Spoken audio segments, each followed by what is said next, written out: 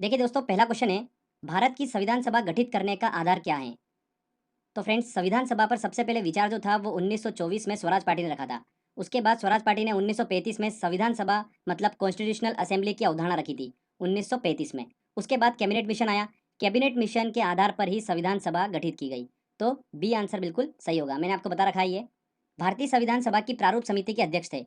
तो संविधान सभा ने संविधान बनाने के लिए बहुत सारी समिति गठित करी थी। ठीक है, उसमें से जो इंपॉर्टेंट है वो दो मैंने आपको बताई थी, प्रारूप समिति मतलब ड्राफ्टिंग कमेटी और संचालन समिति। दोनों के अध्यक्ष का नाम पूछते हैं एग्जाम में। तो प्रारूप समिति मतलब ड्राफ्टिंग कमेटी के अध्यक्ष कौन थे? Doctor Bhimrao Ambedkar. C answer बिल्कुल सही होगा। और अगर एग्जाम में ऐसा पूछ ले आपसे क्वेश्चन कि संचालन समिति के अध्यक्ष कौन थे, तो वो थे राजेंद्र प्रसाद। दोनों चीजें ध्यान रखिएगा। भारत के संविधान की प्रस्तावना में समाजवादी धर्मनिरपेक्ष शब्दों को किस संशोधन द्वारा जोड़ा गया? इंपॉर्टेंट क्वेश्चन है। जब से हमारा संविधान बना है तब से लेकर अभी तक हमारे संविधान की प्रस्तावना में सिर्फ एक ही बार संशोधन हुआ है। वो कब हुआ है? 42वें संविधान संशोधन 1976 के तहत हमारे संविधान की प्रस्तावना में समाजवादी और धर्मनिरपेक्ष शब्दों को जोड़ा गया। तो आंसर क्या होगा? इसका बी आंसर होगा। इससे रिलेटेड आपको मैंने एक चीज़ बता रखी थी कि 42वें संविधान संशोधन को ही क्या बोलते हैं? मिनी संविधान के नाम से जाना जाता है। ठीक है, इसमें बहुत सारी नई नई चीज़ें लेकर आए थे, जैसे कि मूल कर्तव्य, जो फंडामेंटल ड्यूटीज़ है उसको संविधान में स्थान दिया गया। आर्टिकल 51 क में रखा गया उसको। ठीक है, तो बहुत सारी इसके अंदर नई नई चीज़ें लेकर आए थे, इसीलिए इसको मिनी संविधान के नाम से भी जाना जाता है 42वें संविधान संशोधन को। चलिए दोस्तों, अगला क्वेश्चन लेते हैं। भारत का संविधान पूर्ण रूप से तैयार हुआ था, कब हुआ था? 26 नवंबर 1950 को भारत का संविधान पूर्ण रूप से तैयार हो गया था। बी आंसर सही होगा। जिसे कब लागू किया गया था? 26 जनवरी 1950 को इसे लागू कर दिया गया था। अब ये वाली डेट क्यों चूज करी थी, ऐसा एग्जाम में क्वेश्चन पूछ लेते हैं, तो ध्यान रखिएगा। ये वाली 26 जनवरी की डेट इसलिए चूज करी गई थी कि 1930 में 26 जनवरी के दिन ही कांग्रेस ने स्वतंत्रता दिवस के रूप में मनाया था। इसीलिए ये डेट चूज की गई थी। ओके। भारतीय संविधान में मौलिक कर्तव्य का विचार लिया गया है, किस संविधान से लिया गया है? रूस के संविधान से। तो इसकी भी मैंने ट्रिक बना रखी है, आपको पता होगी, तो फटाक से आंसर मिल जाएगा आपको। निम्नलिखित में से कौन भारतीय राज्य व्यवस्था में सर्वोच्च है? भारतीय राज्य व्यवस्था में सर्वोच्च कौन है? संविधान। C answer. चलिए नेक्स्ट क्वेश्चन लेते हैं। वर्तमान में भारतीय संविधान में कुल कितनी अनुसूचियां हैं? तो फ्रेंड, जब हमारा संविधान बना था तब हमारे संविधान में 22 भाग थे, 22 पार्ट्स थे, 8 अनुसूचियां थी और 395 आर्टिकल थे, 395 अनुच्छेद थे। ओके। वर्तमान में देखिए कितने हैं? 22 भाग है। अनुसूचियां जो है वो देखिए संशोधित होकर कितनी हो गई? 12 हो गई। और आर्टिकल जो है 395 एज इट इज है। तो ध्यान रखिएगा, अनुसूची की संख्या कितनी हो गई? 12 हो गई। तो आंसर क्या होगा? सी आंसर सही होगा। मूल संविधान में कितनी अनुसूचियां थी? कितनी थी? 8 अनुसूचियां थी। संविधान की द्वितीय अनुसूची का संबंध किससे है? तो फ्रेंड्स, अनुसूची पे मैंने ऑलरेडी ट्रिक बना रखी है। एक कविता के माध्यम से मैंने आपको देखिए संविधान की सारी अनुसूची याद करना बताई थी। वो कविता अगर आपको पता होगी, जो कि बहुत आसानी से आप उसको याद रख सकते हो। ठीक है, 4-5 बार प्रैक्टिस कर लेंगे तो आपका अनुसूची से क्वेश्चन कभी गलत ही नहीं होगा। नहीं तो आप बहुत ज़्यादा कंफ्यूज होते रहोगे इसमें। तो वो कविता क्या थी, मैं एक बार आपको बता देता हूँ। एसपी की शपथ लेकर राज्यसभा प्रतिनिधि अनुसूची क्षेत्र 5 देखने चल दिए। वहां जनजाति की शक्ति और भाषा देख संपत्ति पर कब्जा कर दल बदलना भूल गए। पंचायत नगर पालिका 11 और 12 है, देखते ही देखते याद हमको हो चुके। तो ये मैंने बनाई थी। अगर आप इसका एक बार वीडियो देख लेंगे तो आपको बहुत अच्छे से क्लियर हो जाएगा, जिसने नहीं देखा है। तो फ्रेंड देखिए क्या बोला था मैंने स्टार्टिंग में, एसपी की शपथ लेकर। तो एसपी, एस से बना स्टेट और पी से बना पैसा। तो पैसा से संबंधित है दूसरे नंबर की अनुसूची। तो देखिए यहाँ पर फ्रेंड्स, महत्वपूर्ण पदाधिकारियों के वेतन से, बिल्कुल डी आंसर सही होगा। तो अनुसूची वाला एक बार वीडियो देख लीजिए जिसने नहीं देखा है, तो आप आसानी से सारे अनुसूची वाले क्वेश्चन सही करना सीख जाएंगे। चलिए अगला क्वेश्चन लेते हैं हम। भारत में सरकार की संसदीय प्रणाली कहाँ से ग्रहण की गई है? तो संसदीय प्रणाली को सबसे पहले ग्रहण किसने करा था? ब्रिटिश संविधान ने। और ब्रिटिश लोगों ने भारत पर राज करा तो वो भारतीयों को क्या सिखा के चले गए? संसदीय प्रणाली। ऐसे आपको मैंने ट्रिक से याद करवाया था। तो सी आंसर सही होगा। संविधान के किस अनुच्छेद में धन विधेयक मतलब मनी बिल की परिभाषा दी गई है? तो बड़ी आसानी से मैंने आपको याद करना सिखाया था ये मनी बिल। तो ट्रिक क्या थी? मनी में देखिए आपको सिर्फ क्या लिखना है? एम और ओ लिखना है। ठीक है, मनी का आपने लिख लिया एम और ओ। तो बस ये आपकी ट्रिक थी। मैंने बताया था कि बीच वाला जो पोर्शन है साफ कर दो। तो क्या बन गया दोस्तों? ये 110 ऑटोमेटिक बन गया। मतलब अनुच्छेद 110 जो है वो धन विधेयक मतलब मनी बिल से संबंधित है। भारतीय संविधान में शामिल नीति निर्देशक सिद्धांत किसके संविधान से प्रेरित हैं? नीति निर्देशक सिद्धांत जो होता है उसको इंग्लिश में क्या बोलते हैं? Directive principle of state policy. तो किस संविधान से लिया गया है? ट्रिक क्या थी हमारी? नीति निर्देशक सिद्धांत में क्या है? धन का समान वितरण मतलब आय का समान वितरण। और आय से रिलेटेड देखिए एक ही वर्ड दिखेगा, आयरलैंड। मतलब डी आंसर सही होगा। बहुत बार एग्जाम में क्वेश्चन पूछा गया है, ये कम से कम 7 से 8 बार एग्जाम में पूछ लिया गया क्वेश्चन है। तो वेरी वेरी इंपॉर्टेंट है, ध्यान रखिएगा। चलिए अगला क्वेश्चन लेते हैं हम। भारतीय नागरिकों के मूल कर्तव्यों का विवरण संविधान के किस भाग में दिया गया है? तो फंडामेंटल ड्यूटीज जो है वो संविधान के किस भाग में उसका विवरण दिया गया है? भाग 4 क में। ठीक है, और किस अनुच्छेद में रखा गया है वो भी ध्यान रखिएगा, 51 क में उसे रखा गया है। संविधान के किस भाग में संविधान संशोधन की प्रक्रिया का उल्लेख है? तो संविधान के भाग 20 में अनुच्छेद 368 में संविधान संशोधन प्रक्रिया का उल्लेख दिया गया है। C answer. ये भी इंपॉर्टेंट क्वेश्चन है। वर्तमान समय में भारतीय संविधान में गणना की दृष्टि से कुल कितने अनुच्छेद और अनुसूचियां हैं? मैंने आपको बताया था अनुच्छेद कितने 395 और अनुसूचियाँ कितनी हैं अभी 12 अनुसूचियाँ। तो बी आंसर बिल्कुल सही होगा। चलिए अगला क्वेश्चन लेते हैं। भारतीय संविधान में समानता का अधिकार 5 अनुच्छेदों द्वारा प्रदान किया है, वह कौन से हैं? तो फ्रेंड्स समानता का अधिकार मतलब मौलिक अधिकार में, तो ये मैंने आपको बताए थे मौलिक अधिकार कितने हैं, हमारे 6 मौलिक अधिकार हैं। इसको याद करने की ट्रिक बताई थी मैंने आपको। ई एफ ने शोध किया किस पर? शिक्षा पर। तो ई से बना इक्वालिटी, एफ से बना फ्रीडम, शो से बना शोषण, ध से बना धर्म, और ये शिक्षा और संस्कृति। और छठा बचता है वो आता है संवैधानिक उपचारों का अधिकार, जो कि अनुच्छेद 32 में, इसे भीमराव अंबेडकर ने संविधान की आत्मा बोला है। ओके, तो ये जो है 6 मैंने आपको बताए थे मौलिक अधिकार। संविधान में जो हमारा मूल संविधान था उसके अंदर कितने मौलिक अधिकार थे? 7 थे। फिर 44वें संविधान संशोधन 1978 के तहत संपत्ति का जो अधिकार है उसे मौलिक अधिकार में से हटाकर विधिक अधिकार मतलब कानूनी अधिकार में डाल दिया गया 300 ए में। तो फ्रेंड तब से मौलिक अधिकारों की संख्या कितनी हो गई? 6 हो गई है। ठीक है, तो पहला आता है इक्वालिटी। तो ये कहाँ से कहाँ तक है? आर्टिकल नंबर 14 से 18 तक। और यही पूछा है समानता का अधिकार इक्वालिटी। तो क्या आंसर होगा? सी आंसर इसका बिल्कुल सही होगा। अगर फ्रीडम पूछते तो वो है 19 से लेकर 22 तक। तो ये सारा मैंने आपको ट्रिक से बता रखा है। अगर आपने वीडियो देखा होगा तो आप आसानी से आंसर लगा सकते हैं। भारत के संविधान का निम्नलिखित में से कौन सा अनुच्छेद अस्पृश्यता का उन्मूलन से संबंधित है तथा किसी भी रूप में इसके आचरण का निषेध करता है? तो अस्पृश्यता का उन्मूलन मतलब छुआछूत जो है वो दंडनीय अपराध है, अनुच्छेद 17 में बोला गया है। तो अनुच्छेद 17 संबंधित है उससे। भारतीय संविधान सभा के प्रथम दिन के अधिवेशन की अध्यक्षता इन्होंने की थी। किसने करी थी? डॉक्टर सच्चिदानंद सिन्हा ने करी थी। ठीक है फ्रेंड्स, ध्यान रखिएगा इसके जो पहली मीटिंग हुई थी 9 दिसंबर 1946 को नई दिल्ली में, उस अधिवेशन की अध्यक्षता किसने करी थी? सच्चिदानंद सिन्हा ने करी थी। उसके बाद में 11 दिसंबर को डॉक्टर राजेंद्र प्रसाद को संविधान सभा का स्थायी अध्यक्ष नियुक्त किया गया। तो यहाँ पर क्या पूछ रहा है वो कि पहली मीटिंग की अध्यक्षता किसने करी थी? वो करी थी सच्चिदानंद सिन्हा ने। तो ये कंफ्यूज होते हैं स्टूडेंट, यहाँ पर ध्यान रखिएगा, एग्जाम में बन सकता है क्वेश्चन। चलिए अगला क्वेश्चन लेते हैं हम। नीति आयोग भारत के संविधान के किस अनुच्छेद के तहत संगठित किया गया? तो नीति आयोग किसके स्थान पर आया? योजना आयोग के स्थान पर आया। योजना आयोग एक गैर संवैधानिक निकाय है, तो उसके स्थान पर आया नीति आयोग। तो नीति आयोग भी एक गैर संवैधानिक निकाय है। ठीक है, मतलब संविधान में इसका कहीं पर भी उल्लेख नहीं है। तो फ्रेंड्स इसमें आंसर क्या होगा? D answer. ठीक है, इंपॉर्टेंट है, नीति आयोग से काफ़ी क्वेश्चन बनते हैं एग्जाम में। तो नीति आयोग पे मैंने वीडियो बना रखा है, अगर नहीं देखा है तो यूट्यूब पे आप सर्च कर लीजिए सिंपली नीति आयोग, सबसे पहला वीडियो अपना ही आएगा, वो आप देख लीजिए, काफ़ी इंपॉर्टेंट वीडियो है। तो नीति आयोग का फुल फॉर्म क्या होता है? National institution for transforming India. ठीक है, 1 जनवरी 2015 को इसकी स्थापना की गई थी। और इसके जो मुख्य कार्यकारी अधिकारी हैं मतलब सीईओ जो हैं वो कौन है? अमिताभ कांत हैं। तो ये बेसिक इन्फॉर्मेशन पता होना चाहिए। किसी राज्य में विधान परिषद की स्थापना और समाप्ति का प्रावधान भारतीय संविधान के किस अनुच्छेद में बताया गया है? तो देखिए विधान परिषद बोला है। अगर विधान मंडल की बात होती है तो 168, उसके बाद में अगर विधान परिषद आता है 169, और 170 में आता है विधानसभा। तो ये तीनों आर्टिकल मैंने आपको बताए थे, वेरी इंपॉर्टेंट है। यहाँ पर विधान परिषद पूछा है, मतलब बी आंसर सही होगा, आंसर नंबर बी। अगला देखिए, भारतीय संविधान के किस अनुच्छेद में अनुसूचित जाति और अनुसूचित जनजाति के लिए आरक्षण का प्रावधान किया गया है? किस आर्टिकल में? आर्टिकल नंबर 335, ये भी इंपॉर्टेंट है। नेक्स्ट क्वेश्चन लेते हैं। भारतीय संविधान के अनुच्छेद 1 में यह घोषणा की गई है कि इंडिया अर्थात भारत है क्या है? राज्यों का संघ है, एकात्मक विशिष्टताओं वाला संघीय राज्य है, संघीय विशिष्टताओं वाला संघीय राज्य, संघीय राज्य। देखिए संघीय वर्ड जो है संविधान में कहीं नहीं है, तो ये तीनों ऑप्शन तो गलत हो गए। बचा कौन सा? राज्यों का संघ। तो आर्टिकल नंबर 1 में बोला है कि भारत जो है वो राज्यों का संघ है, ये आंसर। भारत संघ में कितने राज्य हैं? कितने राज्य हैं? 29 राज्य और 7 केंद्र शासित प्रदेश हैं। प्रथम भाषाई राज्य किसे बनाया गया था? तो आज़ादी के बाद देखिए 1953 में प्रथम भाषाई राज्य बनाया गया आंध्र प्रदेश को। ध्यान रखिएगा, पहला भाषाई राज्य कौन सा है? आंध्र प्रदेश। भारत के संविधान में मौलिक अधिकार फंडामेंटल जो राइट्स हैं वो मूल संविधान का हिस्सा था, बिल्कुल ए आंसर सही है। मौलिक अधिकारों का निलंबन कौन कर सकता है? मौलिक अधिकार का निलंबन कर सकता है राष्ट्रपति आपातकाल की सिचुएशन में। और इसमें संशोधन कौन कर सकता है? संसद कर सकता है। भारतीय संविधान के अंतर्गत मूल अधिकारों का संरक्षक कौन होता है? कौन होता है? न्यायपालिका। भारतीय संविधान का कौन सा अनुच्छेद छुआछूत उन्मूलन से संबंधित है? अभी बताया मैंने आपको, अनुच्छेद 17।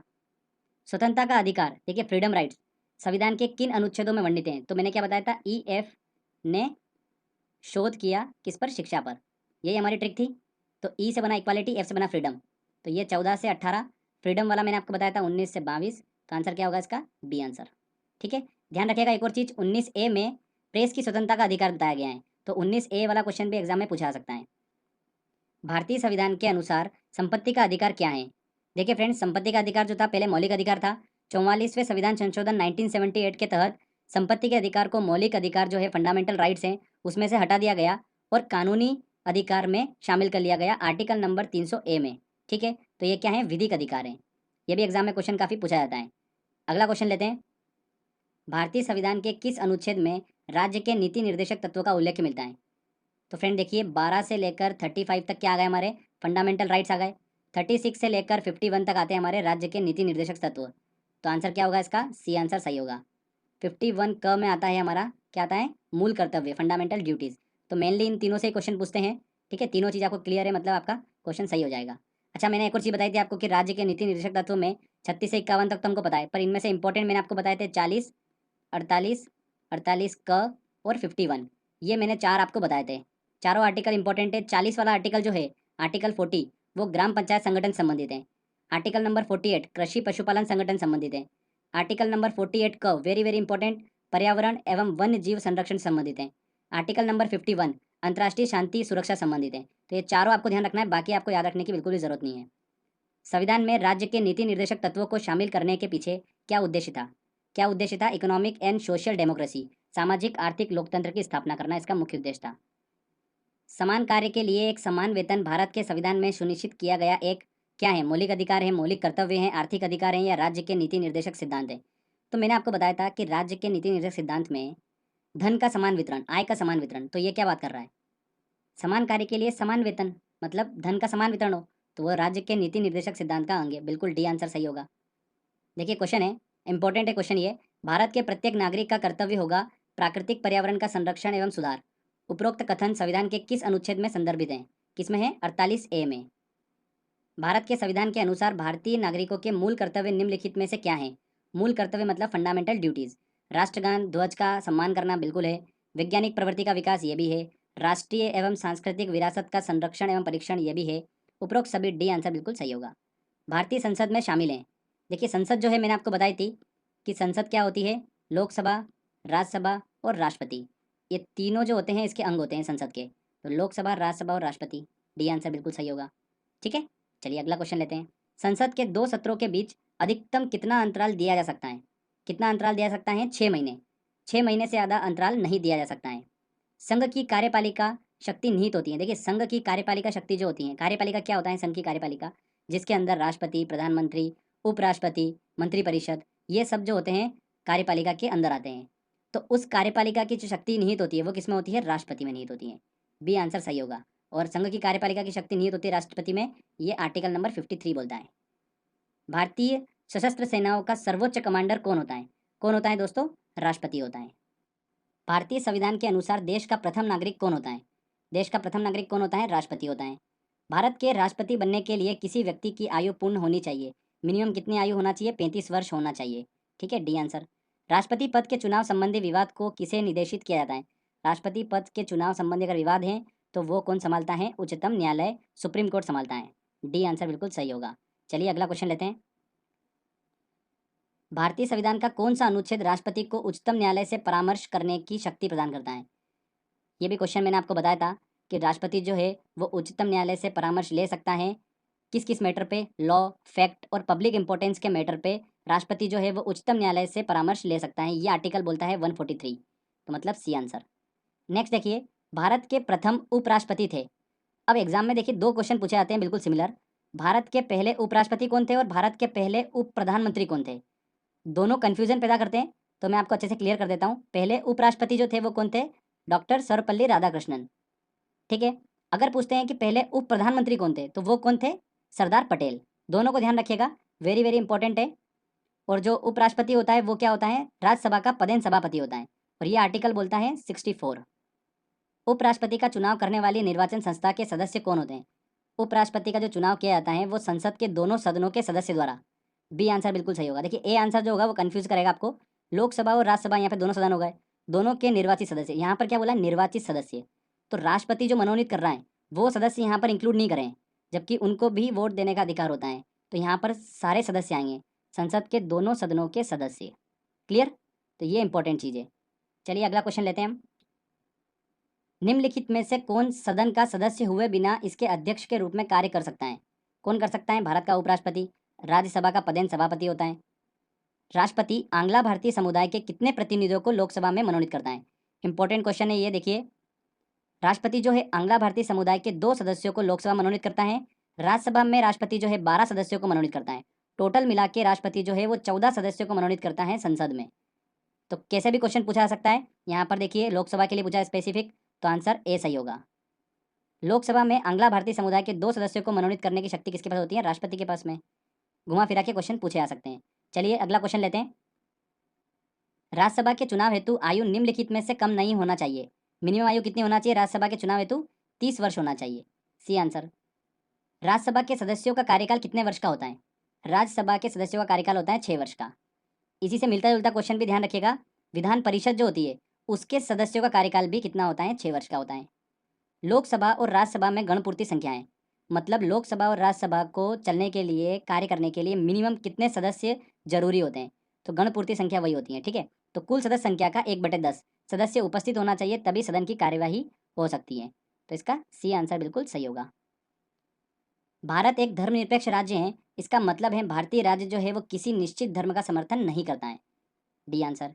निम्नलिखित में से कौन सी एक वह मूल आधारिका है जिससे भारतीय संविधान विकसित हुआ है? किससे हुआ है? भारत शासन अधिनियम 1935। A answer. संविधान के किस भाग में नीति निर्देशक तत्वों का उल्लेख किया गया है? किस भाग में किया गया है नीति निर्देशक तत्वों का उल्लेख? 4 में। ठीक है, 3 में क्या किया गया है?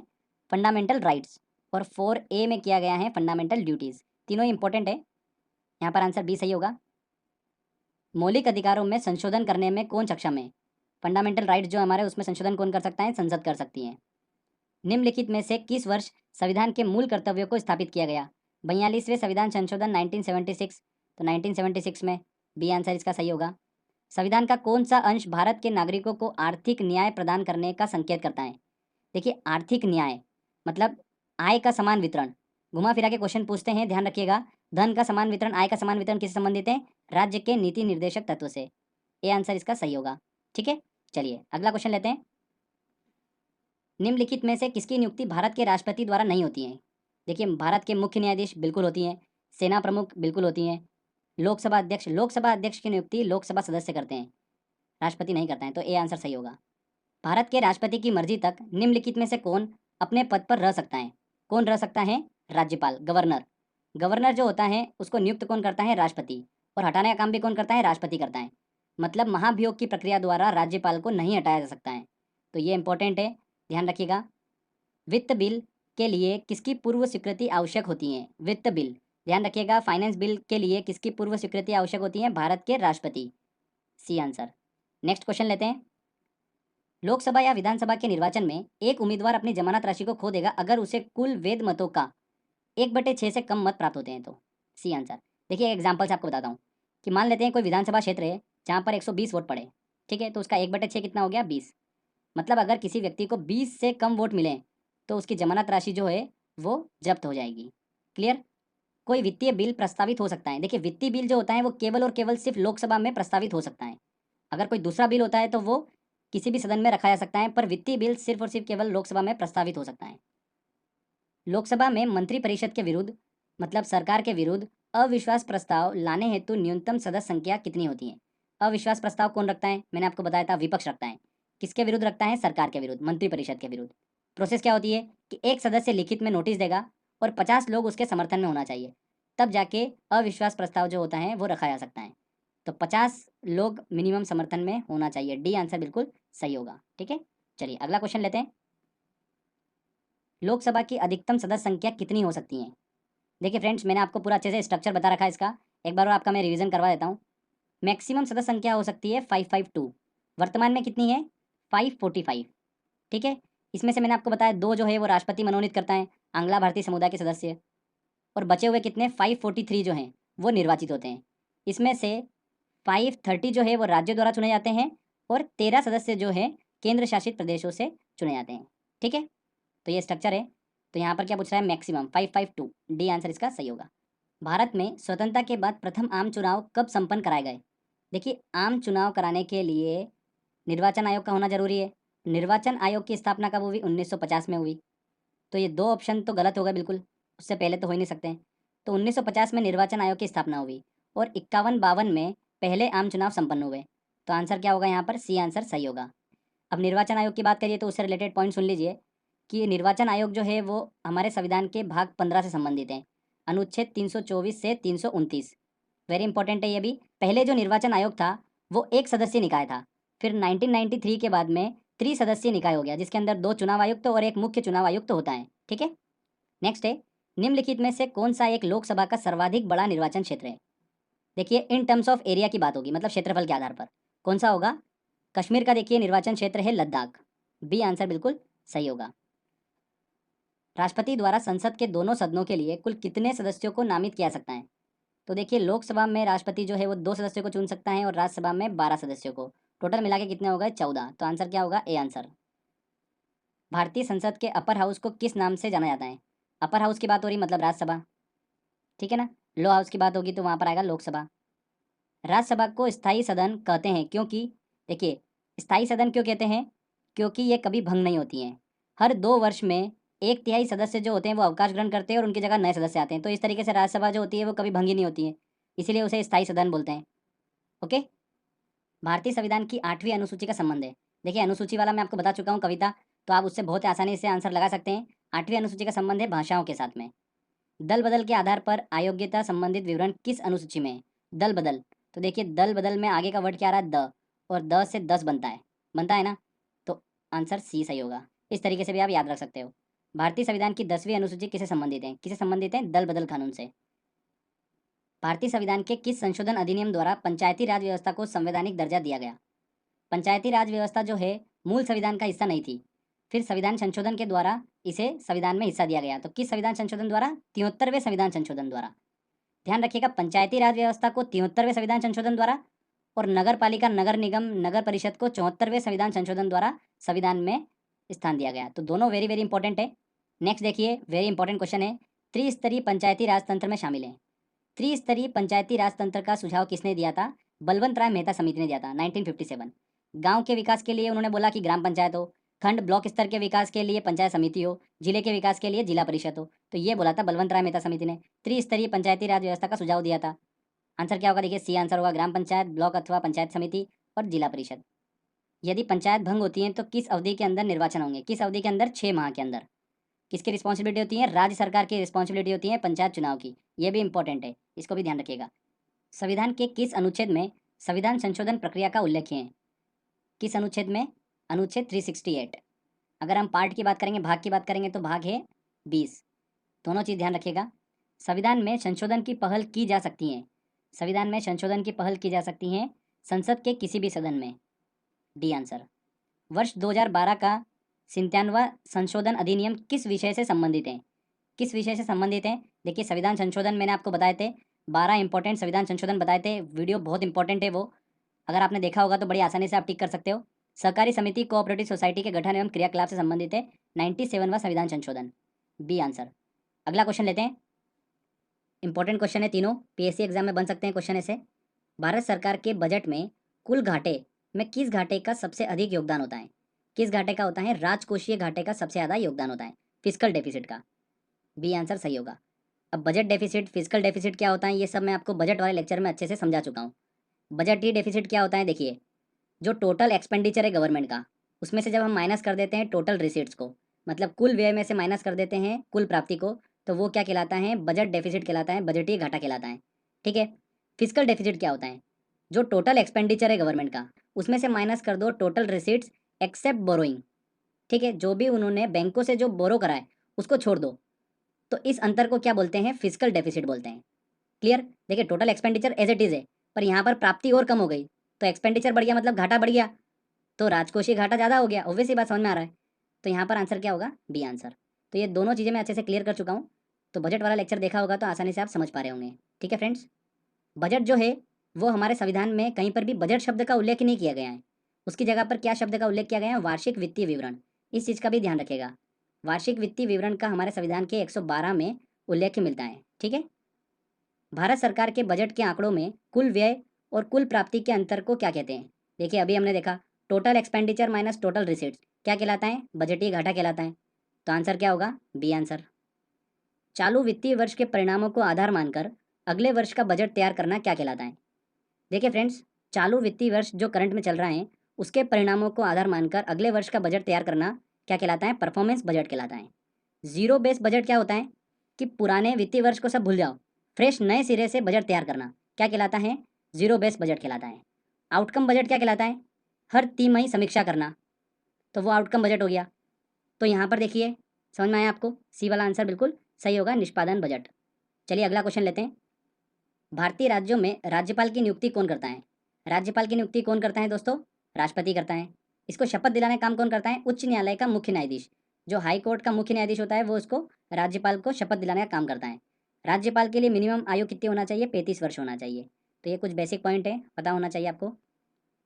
6 वर्ष की आयु से 14 वर्ष की आयु के बीच के सभी बच्चों को शिक्षा का अधिकार, ये हमारा क्या है? मौलिक अधिकार है, मूल अधिकार है। बी आंसर इसका सही होगा। निम्न में से किसको हटाने का प्रावधान संविधान में नहीं है? देखिए, संविधान में गवर्नर को हटाने का प्रावधान नहीं दिया गया है। ठीक है, राष्ट्रपति इसको मनोनीत करता है, राष्ट्रपति हटा सकता है। महाभियोग की प्रक्रिया द्वारा गवर्नर को नहीं हटाया सकता। तो संविधान में इसको हटाने का कहीं भी उल्लेख नहीं मिलता है। ठीक है, चलिए अगला क्वेश्चन लेते हैं। मुख्यमंत्री की नियुक्ति की जाती है, किसके द्वारा की जाती है? राज्यपाल के द्वारा। राज्यपाल को पद की शपथ किसके द्वारा दिलाई जाती है? इंपॉर्टेंट है क्वेश्चन। राज्यपाल को कौन दिलाता है? उच्च न्यायालय के मुख्य न्यायाधीश द्वारा। जिला न्यायालयों के न्यायाधीश की नियुक्ति किसके द्वारा की जाती है? राज्यपाल के द्वारा की जाती है। चलिए नेक्स्ट क्वेश्चन लेते हैं। भारत के नियंत्रक तथा महालेखा परीक्षक की नियुक्ति कौन करता है? नियंत्रक तथा महालेखा परीक्षक, controller and auditor general of India, cake बोलते हैं इसको। इसका हमारे संविधान के अनुच्छेद 148 में उल्लेख मिलता है। इसकी नियुक्ति कौन करता है? राष्ट्रपति करता है। कितने वर्ष के लिए? 6 वर्ष के लिए। इसका काम क्या होता है? संचित निधि के व्यय की समीक्षा करना। तो नियुक्ति कौन करता है? राष्ट्रपति, सी आंसर। लोक लेखा समिति में कितने सदस्य हैं? देखिए फ्रेंड्स, समिति से रिलेटेड क्वेश्चन अगर आता है तो आपको देखिए 2 समिति के बारे में आपको जानकारी होना चाहिए पहले तो। लोक लेखा समिति और प्राक्कलन समिति। लोक लेखा समिति को क्या बोलते हैं? पब्लिक अकाउंट कमेटी बोलते हैं। और प्राक्कलन समिति को बोलते हैं एस्टिमेट कमेटी। ठीक है, तो लोक लेखा समिति जो होती है उसमें कितने सदस्य होते हैं? 22 सदस्य होते हैं। और जो प्राक्कलन समिति होती है मतलब एस्टिमेट कमेटी, उसमें कितने सदस्य होते हैं? 30 सदस्य होते हैं। सबसे बड़ी समिति यही होती है, प्राक्कलन समिति। अब जो 22 सदस्य होते हैं इसके अंदर लोक लेखा समिति में, उसमें 15 जो होते हैं वो लोकसभा के होते हैं और 7 जो होते हैं राज्यसभा के होते हैं। जबकि जो प्राक्कलन समिति होती है इसमें राज्यसभा का कोई भी सदस्य नहीं होता है। तो ये बेसिक अंतर आपको पता होना चाहिए। देखिए, दोनों का जो काम होता है वो लगभग बराबर ही होता है। सरकारी धन के व्यय की जांच करना इसका काम होता है। इसमें एक चीज़ और ध्यान देने वाली बात है कि लोक लेखा समिति का जो अध्यक्ष होता है उसकी नियुक्ति कौन करता है? लोकसभा का अध्यक्ष करता है। ठीक है, विपक्षी दल का नेता होता है वो। तो ये आपको पता होना चाहिए। लोक लेखा समिति में कितने सदस्य होते हैं? 22, बी आंसर। निम्नलिखित में से कौन सी एक सबसे बड़ी संसदीय समिति है? कौन सी है? प्राक्कलन समिति, एस्टिमेट कमेटी। बी आंसर इसका सही होगा। तो बस ये 2 समिति के बारे में अगर आपको पता है तो क्वेश्चन आपका सॉल्व हो जाएगा। बेसिकली दोनों से पूछते हैं क्वेश्चन। भारतीय संविधान के निम्नलिखित अनुच्छेदों में कौन राज्य की विधानसभाओं के निर्वाचन का प्रावधान करती है? राज्य की विधानसभाओं संबंधित 170, ए आंसर। विधानसभा अध्यक्ष का चुनाव कौन करता है? विधानसभा के सदस्य करते हैं। किस राज्य में विधानसभा सदस्यों की संख्या सबसे अधिक है? किस राज्य में? उत्तर प्रदेश में। उत्तर प्रदेश में सबसे ज़्यादा विधानसभा सदस्यों की संख्या है 403। ठीक है, मैक्सिमम विधानसभा के सदस्यों की संख्या कितनी हो सकती है? 500 हो सकती है। मिनिमम कितनी? 60। पर ध्यान रखिएगा, गोवा, मिजोरम, सिक्किम अपवाद है, वहाँ पर 60 से कम सीटें हैं। अभी हाल ही में देखिए विधान परिषद से क्वेश्चन पूछा गया था कि विधान परिषद में मैक्सिमम सदस्य संख्या कितनी हो सकती है? तो उस राज्य के विधानसभा के सदस्यों की संख्या का 1/3। वेरी वेरी इंपॉर्टेंट है ये भी, ये एग्जाम में क्वेश्चन पूछा गया था, इसको भी ध्यान रखिएगा। चलिए अगला क्वेश्चन लेते हैं। निम्न में से कौन सा विषय राज्य सूची में सम्मिलित नहीं है? तो हमारे संविधान की 7वीं अनुसूची जो है वो केंद्र और राज्य के शक्ति बंटवारे से संबंधित है। ठीक है, जिसके अंदर 3 सूचियाँ दी गई हैं, राज्य सूची, समवर्ती सूची मतलब कॉन्करेंट लिस्ट, और यूनियन लिस्ट मतलब संघ सूची। 3 सूचियों के बारे में बताया गया है और मैंने अच्छे से आपको ट्रिक के माध्यम से याद करा रखा है कि कौन सी सूची में कौन सा विषय है। तो देखिए यहाँ पर क्या बोल रहा है वो कि राज्य सूची में सम्मिलित कौन सा नहीं है? पुलिस राज्य सूची में सम्मिलित है, न्याय ये भी राज्य सूची में सम्मिलित है, जेल भी है, शिक्षा जो है वो समवर्ती सूची में सम्मिलित है। 42वें संविधान संशोधन के द्वारा शिक्षा को राज्य सूची से निकालकर समवर्ती सूची में डाल दिया गया था। शिक्षा, मजदूर संघ, ठीक है, जंगल, ये जो सब जितने भी बता रहा हूँ मैं आपको विषय, ये सभी समवर्ती सूची के विषय हैं। तो यहाँ पर डी आंसर सही होगा। भारतीय संविधान की समवर्ती सूची की धारणा किस देश के संविधान से ली गई है? तो ये मैंने आपको ट्रिक से बता रखा है। देखिए, समवर्ती सूची काफ़ी अच्छी चीज़ है कि ऐसी सूची जहाँ पर बहुत सारे विषय रखे गए और उन पर कानून बनाने का अधिकार केंद्र के पास भी है और राज्य के पास भी है। तो ये एक बिल्कुल ऑसम चीज़ है। सम से बना था हमारा ऑसम। ठीक है ना, तो सम तो हो गया समवर्ती सूची का और अ हो गया हमारा ऑस्ट्रेलिया का। ये मैंने आपको ट्रिक बताई थी। तो सी आंसर सही होगा। निम्न में से कौन से विषय हमारे संविधान की समवर्ती सूची में शामिल नहीं है? देखिए फ्रेंड्स, मजदूर संघ बिल्कुल शामिल है। शेयर बाजार तथा भावी बाजार, शेयर बाजार जो है राष्ट्रीय महत्व का मुद्दा है, तो मतलब ये संघ सूची का विषय है। जंगली जानवर, जंगल, ये सब जो है समवर्ती सूची का विषय है। तो बी आंसर इसका बिल्कुल सही होगा। जो संघ सूची है उसके अंदर कितने विषय हैं? 100 विषय हैं। जो राज्य सूची है उसके अंदर कितने विषय हैं? 61। और समवर्ती सूची मतलब कॉन्करेंट लिस्ट में कितने विषय हैं? 52।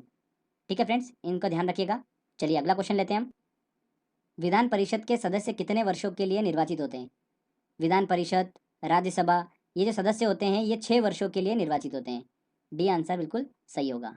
विधान परिषद जो है हमारे भारत में सिर्फ 7 राज्यों में है। और मैंने आपको याद करने की ट्रिक बताई थी, क्या बताई थी? कि विधान परिषद में देखिए क्या होता है, मेनली बोलने का काम होता है। जो काम असली कर रहा है वो विधानसभा कर रही है। विधान परिषद में सिर्फ बोलने का काम होता है। तो बोल बोल के उनको गले की बीमारी हो गई, मतलब खांसी हो गई, टीबी हो गई। ठीक है, और क्या हो गया साथ में? जुकाम हो गया। तो ये हमने ट्रिक बनाई थी। टी से बना तेलंगाना, बी से बना बिहार, जे से बना जम्मू कश्मीर, यू से बना उत्तर प्रदेश, के से बना कर्नाटक, ए से आंध्र प्रदेश और एम से महाराष्ट्र। इन सभी राज्यों में क्या है? विधान परिषद है। तो ये हमने ट्रिक से याद करा था। एग्जाम में क्वेश्चन पूछा जाता है, आपको 4 ऑप्शन दे देंगे स्टेट के और पूछ लेंगे कि किस में विधान परिषद नहीं है। ऐसे काफ़ी क्वेश्चन एग्जाम में बनते हैं। किसी राज्य में विधान परिषद की संरचना अथवा विघटन किया जा सकता है? किसके द्वारा किया जा सकता है? संसद द्वारा राज्यपाल की अनुशंसा पर। C answer. राज्य के विधान परिषद के कितने सदस्य विधानसभा द्वारा चुने जाते हैं? देखिए आपको 2 चीज़ ध्यान रखना है कि विधानसभा द्वारा कितने चुने जाते हैं और राज्यपाल द्वारा कितने चुने जाते हैं। विधानसभा के द्वारा चुने जाते हैं 1/3 सदस्य और राज्यपाल के द्वारा चुने जाते हैं 1/6 सदस्य। ठीक है, दोनों वेरी इंपॉर्टेंट है। तो 1/3 मतलब बी आंसर इसका सही होगा। विधानसभा द्वारा चुने जाते हैं 1/3 सदस्य। चलिए अगला क्वेश्चन लेते हैं। विधान परिषद के कितने सदस्य राज्य के राज्यपाल द्वारा मनोनीत किए जाते हैं? कितने सदस्य किए जाते हैं राज्यपाल द्वारा? 1/6 सदस्य, मतलब सी आंसर इसका। वेरी वेरी इंपॉर्टेंट है ये, एसएससी एग्जाम्स के लिए, पीएससी एग्जाम के लिए, रेलवे जो आने वाली एग्जाम है उसके लिए भी काफ़ी इंपॉर्टेंट है। तो फ्रेंड्स इसी तरीके से प्रैक्टिस करते रहिए, मेहनत करते रहिए, मेरा सपोर्ट आपको हमेशा रहेगा।